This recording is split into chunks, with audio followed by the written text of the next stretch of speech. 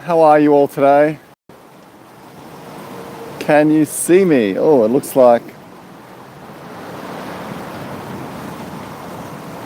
How are you all?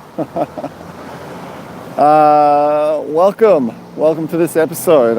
Let me know if you can see me properly, and we'll have a little chat. I'll await your confirmation. Good morning, TM. Good morning. I'm looking forward to this chat as well.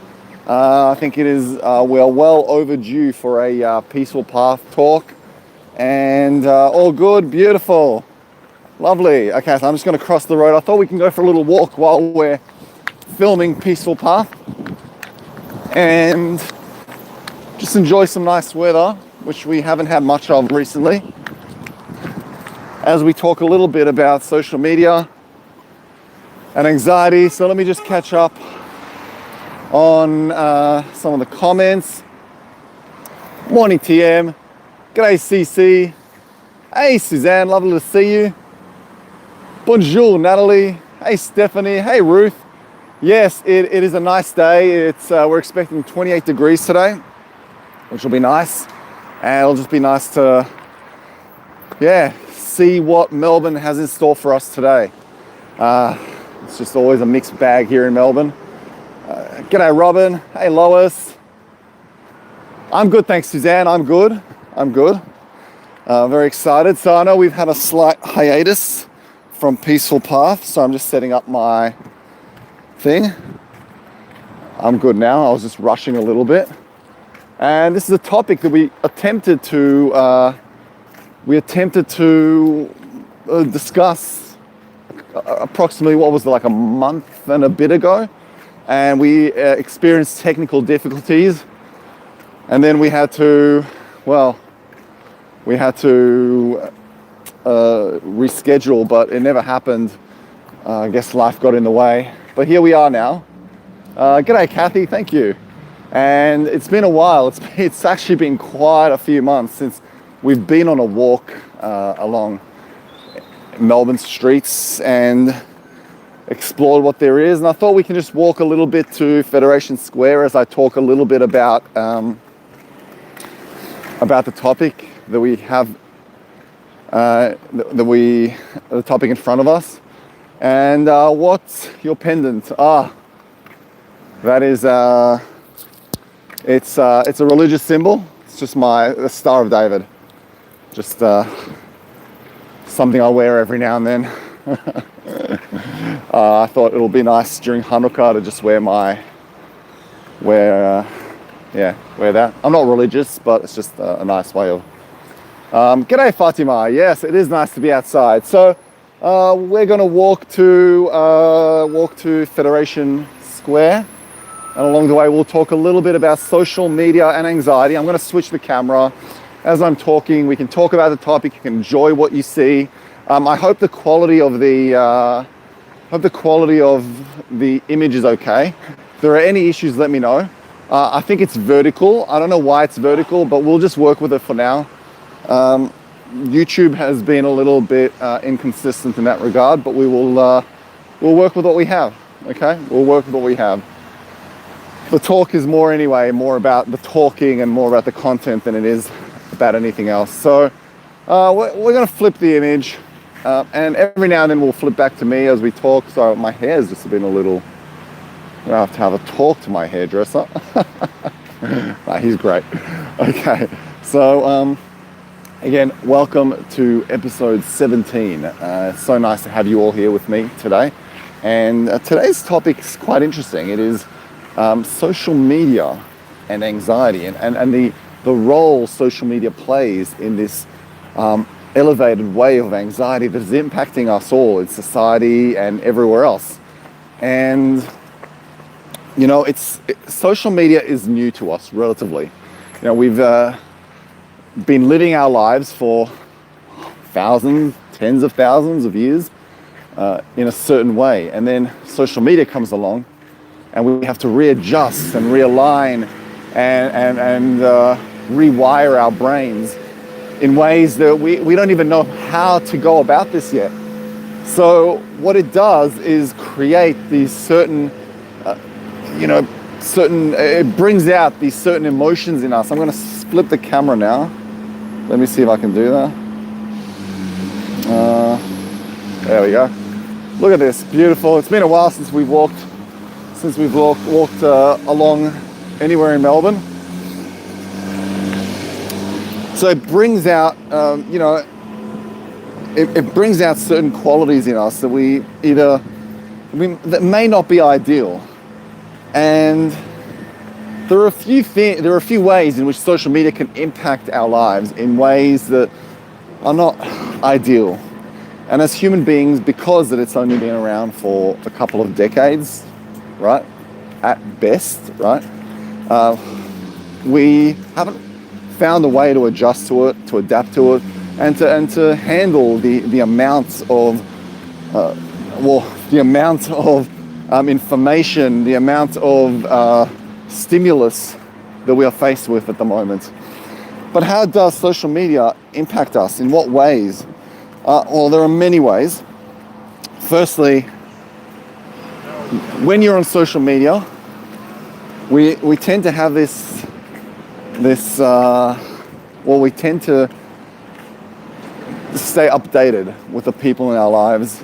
We get to see what other people are up to, and that's a good thing. That's very good because you get to stay up to date with what your friends are doing. The only problem with that is that it sometimes fuels comparison. And, comparison is in many ways the death of joy. We should never be comparing ourselves to other people. We should embrace that in us that is unique, and there really is that really makes us different to everyone else. And that's what it does. You start comparing yourself to other people. You start looking at how other people live their lives and wishing that you live a life like that. And that's not good. That's not good at all. It portrays idealized versions of life. So oftentimes people put things up on social media and portray their lives in a certain way, and we may wish that we're living our lives like that. And oftentimes, again, it is very enhanced. And so comparison really, as I said, is a theft of joy, and social media can lead to that, and that can create anxiety. That can make us feel like we are not living our lives to our fullest. We are not making the most of our lives. And it can make us feel inadequate in many ways. So that's the first way that social media can affect our lives negatively. And it's important for us to recognize that and understand that it doesn't define us, it doesn't define others, it doesn't define how we should live our lives. The second effect social media can have on our lives is you see other people. There's a word, it's an acronym that young people use a lot. It's called FOMO, FOMO. And FOMO stands for fear of missing out. And sometimes you see people doing things that you may want to be a part of, or experiencing certain events or activities, and it creates this need to want to do the same thing. It makes you feel left out, and it can evoke anxiety because you feel like you're missing out on these experiences, on these interactions.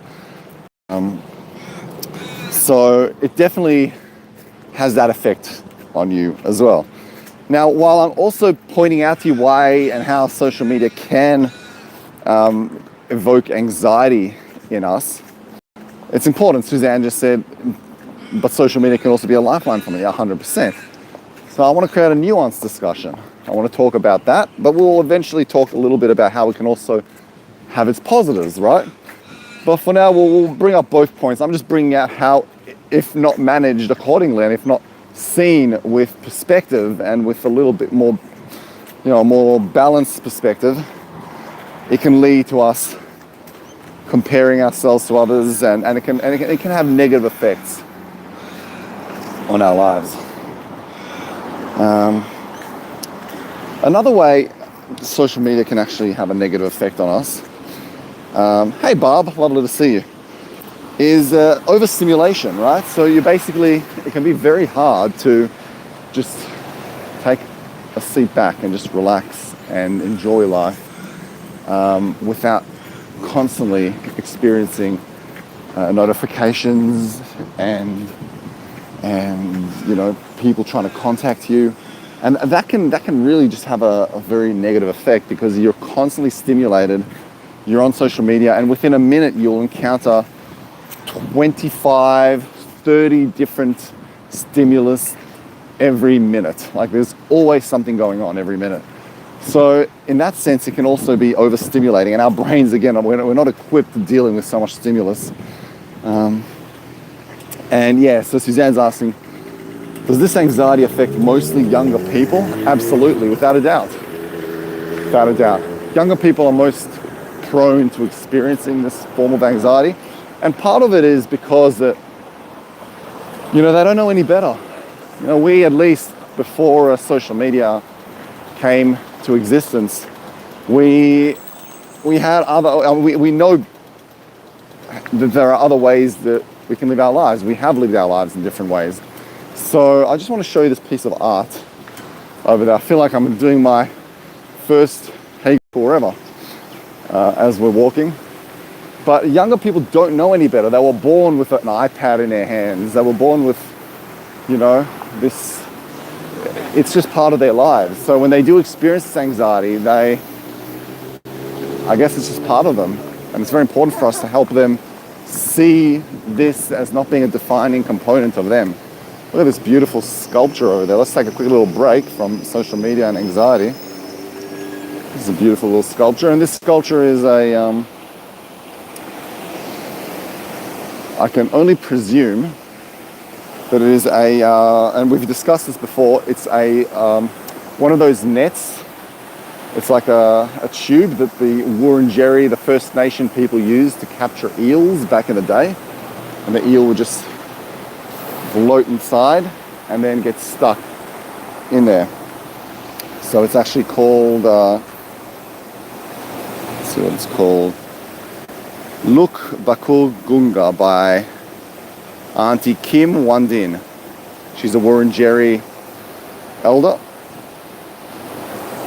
Wurundjeri is the tribe that lived here in Melbourne before the Europeans settled here. So that's very interesting. So it's an eel women catch. So the Wurundjeri women, while the men were out there hunting for kangaroo and for a lot of other things, the Wurundjeri women would hunt for eel. They would create these beautiful things that looked a little more like socks, and they would capture eels for food as well. So anyway, nice little segue. They've just added a bit of art, and there's also this over here, this thumb pointing up. There's always art. Anyway, shall we continue? The joys of just walking along and looking at things along the way. So yeah, and because the kids today are saturated with information, saturated with all of this, so do I, Suzanne. So do I. I miss them too. Look at that. That's pretty cool. Because we're constantly inundated with this information, it can also impact how young people can see themselves. It can have a very dire impact on their self-esteem, and young people can, they receive information from other people. They may, hear certain things and about them, about their lives, about their culture, and it can affect them. It can really, really affect their self-esteem. And oftentimes they rely on shares, they rely on comments for validation, and that can, again, negatively impact your self-esteem, and it can really heighten anxiety. Look at this over here. There's a wall of water, and then there's like this fire pit in the background, so it's very pretty. Very, very, very pretty. Now, the interesting and most ironic thing about social media is that despite being connected to those around us, we're always connected, we're always, there's access to so much information, so much social stimulus, right? We're always around the people, we have access to people in our lives. But despite that, people in today's world have never felt more isolated, right? And it's very interesting how this phenomenon known as social media, known as social online digital connectedness, has created this illusion that we are connected, but people today have never felt more isolated in their lives. And when you look at 100 years ago or even 50 years ago, before the rise of technology, people were very connected to their communities.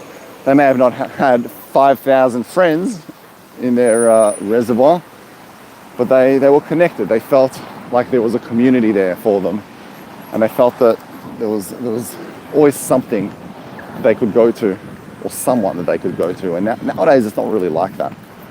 There's many of people, many friends, but there's very little to back it up. So it is sad.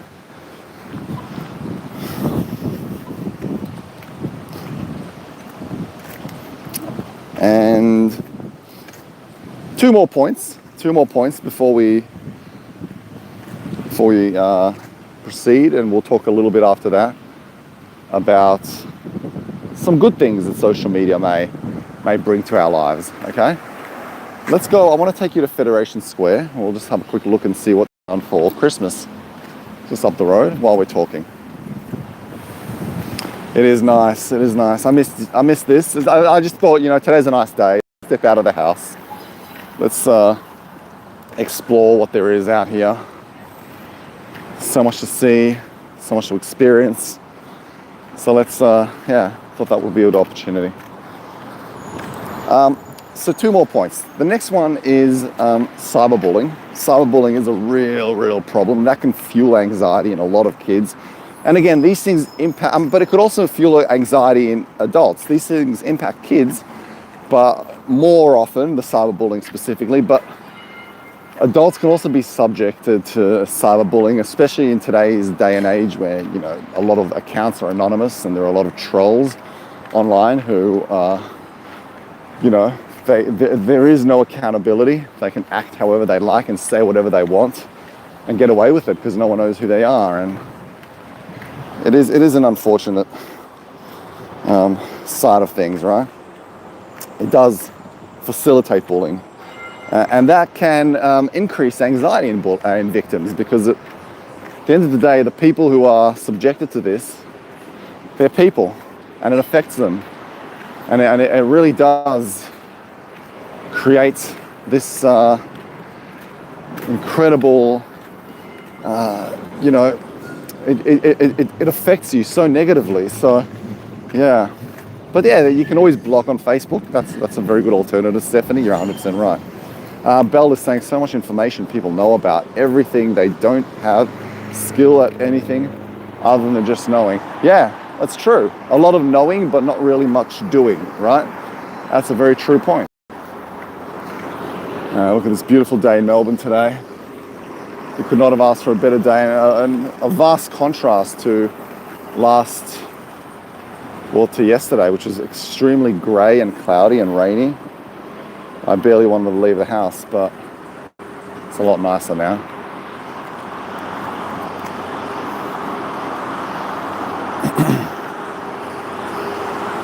And lastly,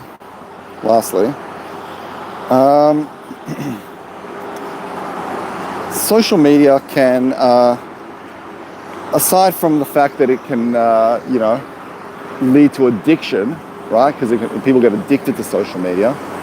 That can also affect your sleeping patterns, right? So it can cause sleep disruption, and in more cases, sleep deprivation, right? So you feel deprived, you don't get enough sleep, your mind is constantly ticking, and And here's the thing, when you're constantly overstimulated, your mind is constantly worrying, you're always thinking, you get less,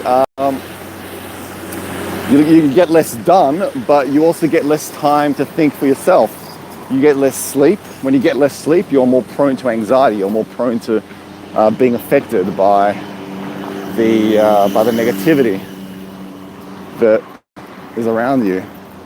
Become less immune. So yeah, sleep deprivation can also be an incredibly devastating effect of social media, and can be a catalyst to anxiety, which is unfortunately, yeah, in many ways, the reality of today's world. So, but there are good things to social media, and Suzanne pointed out there are also good things, and it can be a lifeline. It really can. And now the good thing is, if social media is used positively, right, it could be a great way to connect with your friends. And I'll tell you what, I've stayed in touch with a lot of friends that I've had in my life, a lot of friends that have just sort of went their own way, and including, I mean, people from school, from university, people that I've never thought I'd see again. So it's a great way to retain relationships with people. It's a great way to stay in touch. It's a great way to express your feelings and to also access and be there for other people.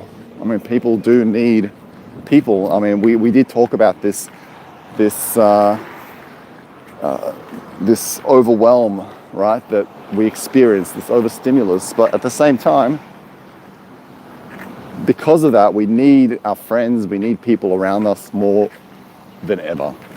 And social media gives us that. Gives us a platform in which we can just connect with so many people that are there for us, that can relate to us, that can understand us. And that's how I call using social media positively, in a way that is empowering, and in a way that is uplifting. Look how beautiful that is, huh? It's stunning. That's stunning. Look at the glare over there against the Yarra River.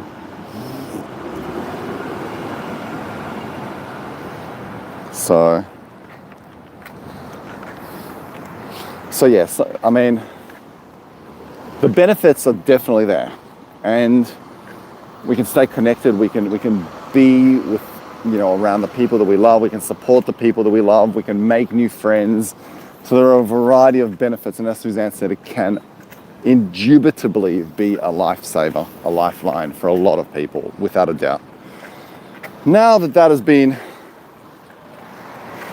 100% Belle, I totally get it. Yeah. So I've been through many YouTube addiction cycles. It's tough. And CC is saying, always strive for balance in your daily life: sleep, exercise, food, water, socializing, and meditation or reflection. Which is why I think meditation has never been more needed in our lives. Look at these beautiful things. Candy canes along the street. Which is why meditation has never been more valuable for us and needed in today's society. We have, again, so much stimulus, so much that we have to handle and take on. And the way I see it, if we are to embrace social media into our lives, I think we need to all learn how to meditate, implement, and bring meditation into our lives, because that way we can create this fine balance, this equilibrium of enjoying social media, but without having to let us impact our lives negatively. So I think that is a very nice, fine balance. And here we have, at the National Gallery of Victoria, we have a First Nations art exhibition. And look at this art over here by an Aboriginal elder. It's quite beautiful. Let's have a closer look at it.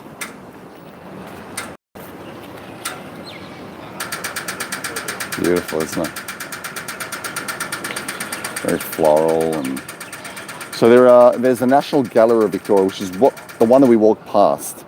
For those who have missed, you can replay it later. Walked past it, it was beautiful. But there are two branches of the National Gallery of Victoria. There's the one that we walked past, and then there's another one called the Ian Potter Centre, which is more focused on Australian art. And there's a lot of Aboriginal exhibitions there. So, and it's free. It's free. It's very pretty. Beautiful art. And speaking of, art is a great way to wind down and meditate and recalibrate your mind. Bring yourself closer to the now, to the present moment. Now is just, art is just a beautiful form of meditation. So I can only imagine that the artist who created this masterpiece would have spent a lot of time in her own space, being in the present moment, and just, yeah, that would have been the ultimate form of meditation. So unfortunately they won't let me in, but with a camera they'll let me in. I might even go now, but yeah, I might even take videos or photos for you. We'll see. Yeah, exactly, Fatima, exactly. Very useful, especially when you're lonely, no doubt. Exactly, great way to see the world. Webcams, Zoom, without a doubt. And, you know, also real people in your lives.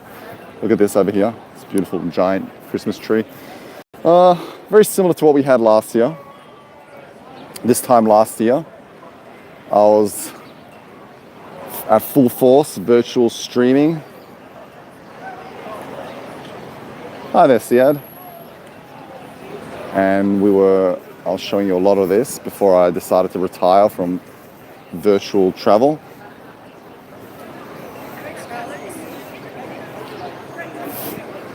It's quite nice, isn't it?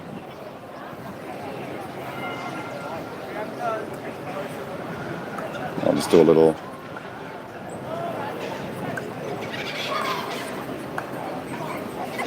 How beautiful is this? Got these little snowflakes over there.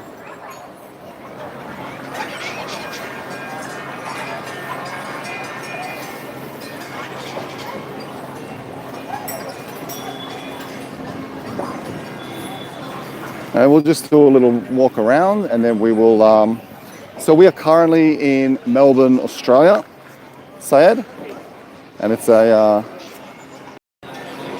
beautiful day for it. We are currently in Federation Square, which is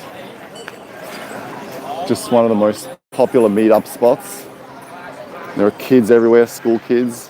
Over there we have the two tallest buildings in the Southern Hemisphere. And we will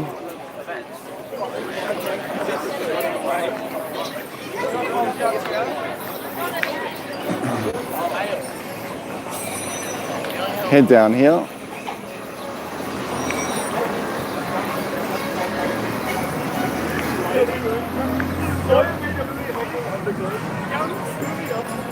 Very nice, isn't it?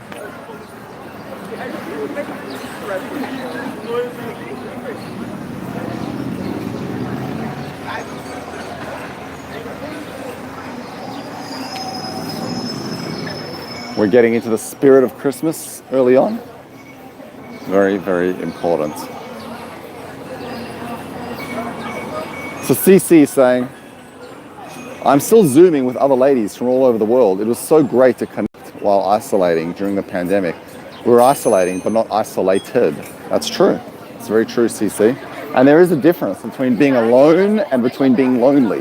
You can be alone. You can be alone in your apartment or alone anywhere in the world, but you can be the least lonely person in the world. You can just have people around you and know that at the drop of the hat, someone will be there to talk to you and share things with you. So absolutely. Definitely, Cheryl, we'll speak soon. I want to show you a little bit more art. How beautiful is this? This is Bunjil the eagle. There's a mythical and godly figure in First Nation mythology, religion. It's quite beautiful, isn't it? Bunjil the eagle. Let's see what else there is. Ah, okay. Over here we have Wa the Crow. Wa the Crow is the brother of Bunjil the Eagle in indigenous mythology.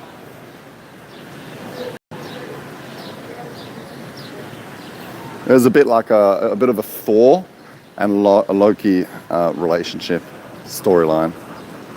This is beautiful public art, isn't it? Stunning. We've got an emu. I'm not sure which god this one is, but I do like it that in Aboriginal art, in Aboriginal mythology, a lot of the gods come in the form of animals. It is beautiful. Yeah, it is a beautiful day today. It's sunny. With the little emus over here, little babies, little chicks.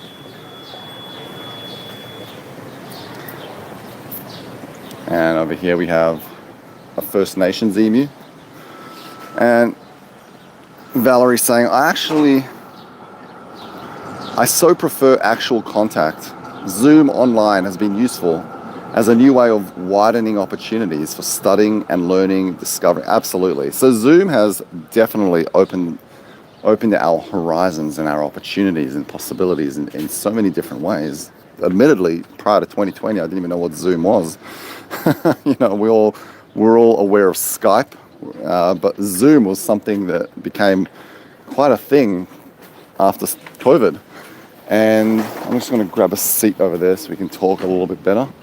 And it really was, it really was a lifeline for a lot of us in the sense that we could still retain our relationships and conversations and just spend time with the people that we love, or even chat to people that are in our lives without having to bear the consequences of having to break the law. But let me just switch the camera back to me. But that was fun. That was a nice little fun walk. Let's see. And Suzanne's saying, people have always had anxiety.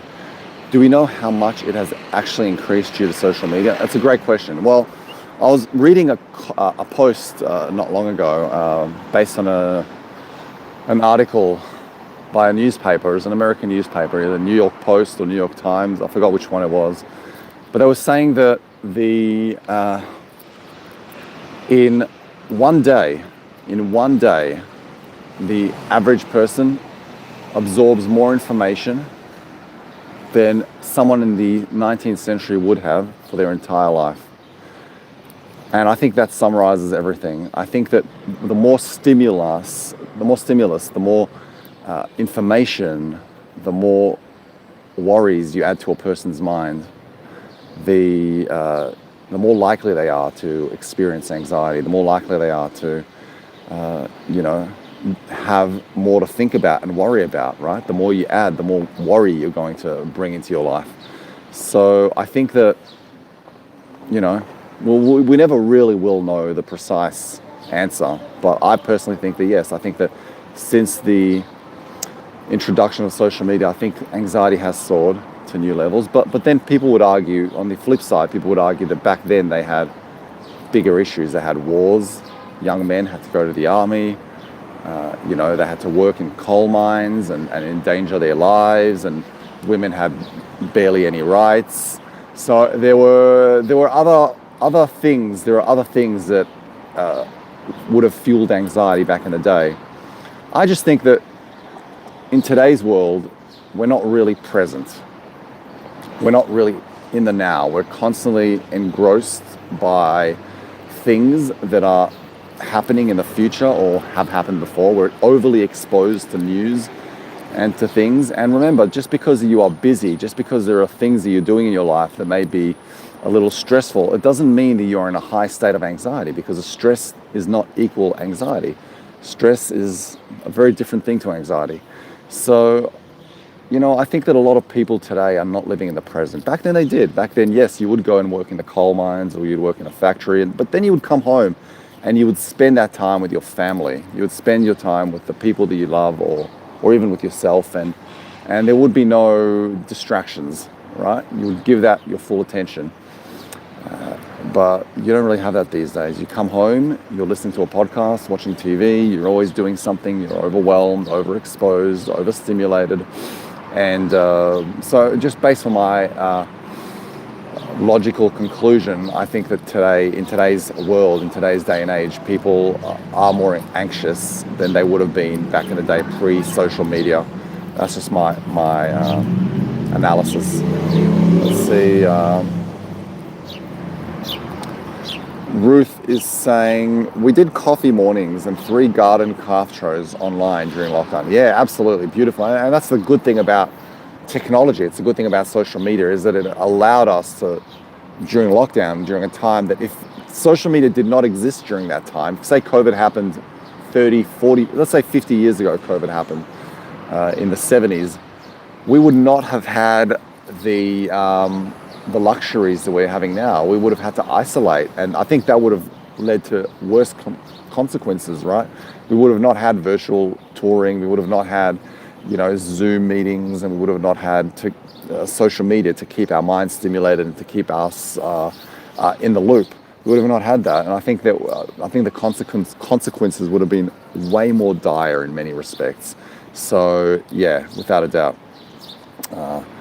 CC, meeting new people was great too. I got to meet you and Susanna when I was, yes, absolutely. Absolutely, Christine. Absolutely. Fatima is saying, I use them more to attend online courses and meditations with you. Yeah, and that's another great way that you can use them. You can expose yourself to such a wide range of teachers, of educators, and of people who can help you. Spanning a variety of sectors and industries and professions and everything else. So yeah, without a doubt. Thanks, Diane. Well, I hope to see you in my meditations moving forward. Suzanne saying, we're all responsible for ourselves and should know what's good and bad for us. We certainly are all responsible for ourselves, without a doubt. You're right. It's not you and me that I'm worried about. It's the kids. It's the kids of the next generation who need urgently to learn how to handle the social media. I know that you, me, all of us, we were born in a time where we didn't have social media. So we do know how to navigate our lives without it, right? Because in many ways we grew up without it. It's the kids these days. It's the kids that don't know any better. They don't understand there are other ways to live their lives. They don't have a concept of sitting at home reading a book or sitting on a train and just closing their eyes and meditating. They don't, this is not a concept that is real to them, and they aren't equipped and given the tools to deal with these things. And those are the ones that I'm worried about. I'm worried about the kids. I'm not worried, I know that obviously it may affect us as well negatively, but when it comes to adults, I'm a very live and let live kind of guy. When it comes to kids, I'm a very, let's think of the best way that we can pave this world in a very accommodating and safe way for kids, because that's our responsibility as adults to open the world up for kids in a way that is safe. We need to expose them to safety. So I'd say it's a responsibility, it's a duty, our duty as adults. So yeah, for sure. But it's also good, to also be aware as adults regardless. Yeah, for sure, Fatima. It can be overwhelming, without a doubt. We do have choices. We certainly do have choices. Ruth saying, they must have had simple thoughts back then. I often wonder what they would have thought of while ploughing or mining with no distractions like radio. No doubt, 100%, Ruth. I've wondered the same thing before. Who knows? It would have been interesting. I think they would have just been in the moment, and I think they would have just focused on the job at hand. And because they've had less stimulus, that would result in less thoughts. And I think they would be thinking about their families, and they would be thinking about, what they're doing in the moment. They would be thinking about food. They would be thinking about their aspirations, a lot of things. But I don't think they would have been thinking too much about the news and about, things that we may be thinking about these days. Even though, again, remember, They did have a lot of wars back then, and there was a lot of turmoil back in those days, but they did only get their news from one source, so they weren't confused, they weren't overstimulated in that sense as well. So it is very interesting. Ruth is saying a lot of parents are also happy to use the internet to keep their children occupied rather than engaging with them. Yeah, that's true. It's a very, very short-term solution. It's a much easier solution. Just play YouTube, let your kids, let your kids just become engrossed in YouTube while you can just go ahead and do your things. And I get it. I totally get it. And I'm no one to judge. I don't have 5 kids or 2 kids. But with every easy solution, there is also a very difficult outcome. So we just have to be mindful of that, and everything in moderation. Everything in moderation. CC saying, that's on the parents. In my family, our kids have screen time schedules. Yeah, that's very important. You do need screen time schedules for sure. Andy, hello Andy Leon. I'm good, thank you for asking. I'm great, yes. It's another sunny, beautiful day, one of those rare days that we've had recently in Melbourne, and it's nice to just step out and enjoy a bit of sun. Thanks for asking. Alpha Dog, good example is during the time of the Spanish flu. All newspapers, all letters, social media of that time. Yeah, exactly. Newspapers and letters, they were the social media of the time. I think they would have a lot of pen pals or write to each other a lot. That is true. That is very true. Valerie saying, my elderly neighbor said she was devastated as a child when a TV came into the family. She missed the fun and together. And I've heard of that being, a divisive, having a divisive impact on a lot of families, and also in relationships. People have a TV in their room and one partner will just, become engrossed in whatever's on the TV and not spend much time with the other partner. So that's also a very common thing that can happen. So yeah, limiting screen time is very, very important. I'm not saying cutting it off, but limiting it, and dedicating time to the family and to the people in our lives, for sure. That was a lot of fun. I really, really appreciate your company, and we usually do meditations after these, but I don't think we can do it right now. There are a lot of people around, and but I think that it was nice to just show you a little bit of what Melbourne looks like at the moment and how it has, developed a little bit since. Not that it has developed much, but there's a lot that we've added for Christmas and a lot of art that we've added. So, exactly, Suzanne. No social media at all when I grew up. And I survived. Not only did you survive, you became an amazing person. So, without a doubt. So, yeah. Thanks to all of you for being a part of this. I really enjoyed this. I'll upload next week's episode shortly, so we'll have another episode for next week. We'll continue these Peaceful Path talks. And yeah, next week, tomorrow, we'll be doing a nice Zenful walk along the park. And I'll please join me, because I've got an announcement to make that I want to share with you tomorrow. So please join me for tomorrow morning. We'll be going down a beautiful Zenful garden. I want to talk. I want to share something with you that is very important to me. And so please make sure that you are there. Thank you. Thanks to all of you for being here with me. This was very fun, and it brought back some nice memories from when I used to do virtual streaming. Thank you, Suzanne. I appreciate that. And yeah, I really appreciate you guys. Love you guys. And have an amazing rest of the evening or morning or afternoon. Thank you, TM. I really appreciate it. Thanks, Natalie. Merci. Let's see. Thanks, Ruth. Thanks, Robin. Thanks, Suzanne. Thanks, Valerie. Thanks, Christine. Thanks, Kathy. Appreciate it. Thanks, Fatima. I appreciate that. Thanks, Stephanie. Appreciate you guys. So thank you. We'll speak soon. I'm going to now go for a brisk walk back home. See you tomorrow with lots and lots of Zen. Love you guys. Take care.